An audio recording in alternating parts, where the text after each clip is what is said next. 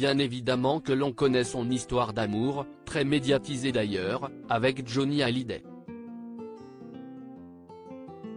Mais après leur rupture en 1985, Nathalie Baye choisit de cultiver le mystère autour de sa vie privée. Chamboulée par le bruit permanent qu'offrait son idylle avec le rocker, elle choisit de se murer dans le silence.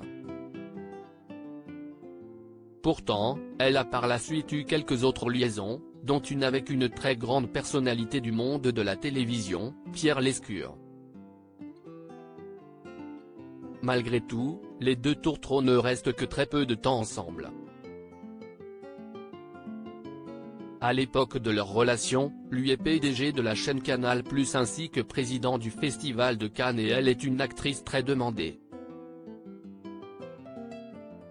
Les amoureux ne se voient pas régulièrement et décident finalement de mettre un terme à leur histoire.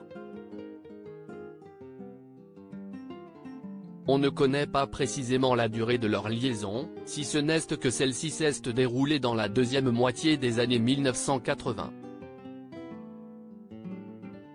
Nathalie Baye elle-même n'est jamais revenue sur cette histoire discrète, bien qu'elle n'ait toutefois jamais renié avoir eu cette histoire d'amour avec l'homme de télé et de cinéma.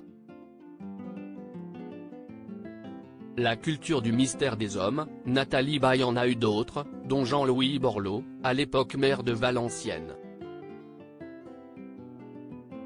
Cependant, l'actrice n'a plus jamais voulu évoquer ces histoires de cœur dans les médias.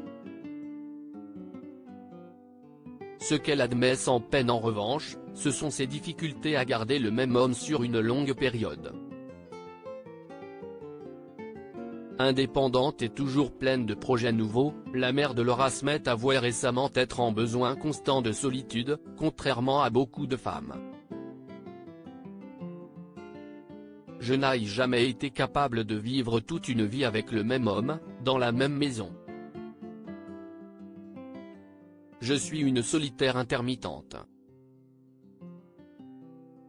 Je ne suis pas une solitaire, mais j'ai besoin de solitude, affirmait-elle dans les colonnes du journal du Dimanche en août dernier. À l'heure actuelle, on ignore si l'actrice qui a fêté ses 74 ans en juillet dernier est célibataire ou non. Un secret sur lequel elle ne lèvera probablement jamais le voile.